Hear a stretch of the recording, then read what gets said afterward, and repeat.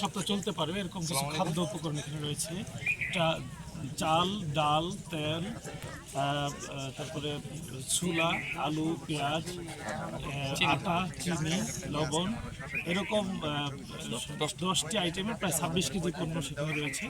এখানে একটা পরিবার খুব ভালোভাবে স্বাচ্ছন্দ্য ইনশাল্লাহ কয়েক সপ্তাহ তার খাবারের চাহিদাটা মেটাতে পারবে ইনশাআল্লাহ।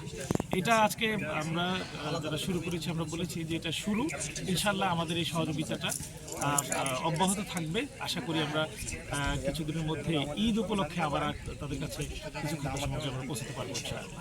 কতজনকে দিলেন? দর্শক, আমরা শুনছিলাম এমপি সালাউদ্দিন আইয়ুবী উদ্যোগে দিগদা ফাজিল মাদ্রাসার প্রাঙ্গণে আজকের এই ইফতার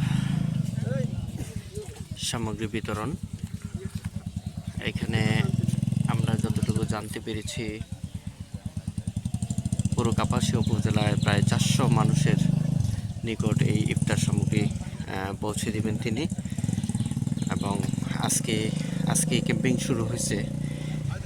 ইতিমধ্যে আজকে এটা দ্বিতীয় ক্যাম্পিং। সকাল 8টা বাজে রাউতকোনা ফাজিল মাদ্রাসার মাঠে কিন্তু একটি ইফতার সামগ্রী বিতরণ ক্যাম্পিং হয়েছে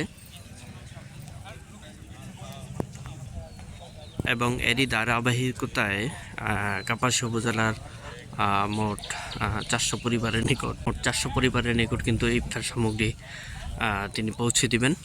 এবং প্রত্যেকটা ইফতার প্যাকেজে 26 কেজি ওজনে প্রায় 13-14টি আইটেম এখানে রাখা হয়েছে।